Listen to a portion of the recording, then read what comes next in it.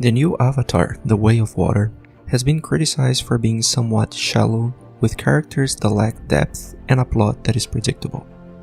So I watched it to see if there was anything I could take away from it, beyond the simplistic messages of protecting nature and facing your fears. And upon closer inspection, I can say that I discovered some valuable lessons. In this video essay, I share my thoughts on how The Way of Water explores the theme of balancing the responsibilities of being a leader and a father at the same time, and what we can learn from it. The film features three male role models: the protagonist Jake Sully, the antagonist Colonel Miles Quaritch, and the supporting character Tonawari, the chief of another Na'vi tribe. The film focuses on how the three navigate their responsibilities as fathers and leaders, especially when dealing with risks and threats, making difficult ethical choices, and dealing with conflicts with those affected by their decisions. Part of being a leader of a group is dealing with risks and threats. Jake's desire to protect his family from risks is a driving force throughout the movie. To him, protecting is what it means to be a father. Jake is caught between protecting his clan and protecting his own family. He knows that his presence in the clan threatens its existence. At the same time, he does not want to depart and leave his family unprotected. Jake's solution to the problem is to give up his position as a clan leader and live with his family to find shelter somewhere far away from the clan. This decision creates conflict with his wife and children, but it is also an opportunity to teach them the importance of sacrificing a present good in the hope of a greater future good.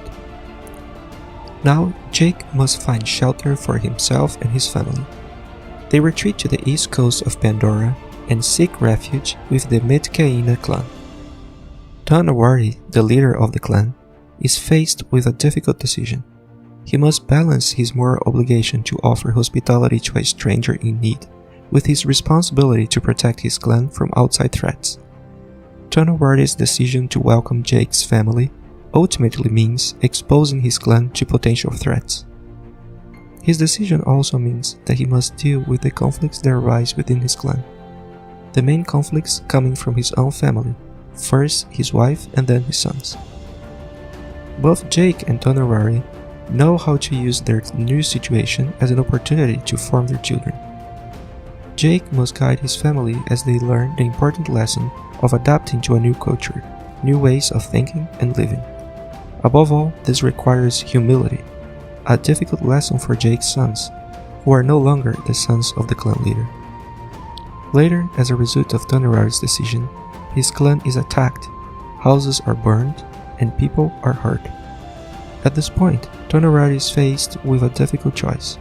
Should he send Jake's family away from his clan or risk putting his people in danger?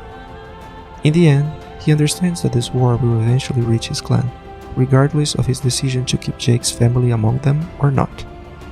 So he decides to use this situation as an opportunity to prepare his clan for a future war. The third male character is the avatar of Colonel Quaritch. The most striking difference between Quaritch and Jake and Tonawari is his complete lack of any sense of connection or belonging to anything greater than himself. The team he leads is just a unit used to achieve a goal. There is no other transcendent meaning that binds them together. He has no responsibility for the well-being of his team. His actions are not governed by any moral code. He can focus 100% on the goal. The only point of conflict is that his son is alive and has grown up among the inhabitants of Pandora. When his son is captured by his team, he has the opportunity to connect with him. Instead, he uses him as a pawn in his schemes, shows little concern for his well-being, and doesn't seem to have any emotional attachment to him. In fact, one of the problems with the movie is that Quaritch is too much of a one-dimensional character. There is almost nothing redeemable about him, which makes him somewhat unrealistic. Still, I think that we can learn something from him. I think we can see in him a certain idealistic view of leadership, one that sees effectiveness and goal achievement as the only thing that matters.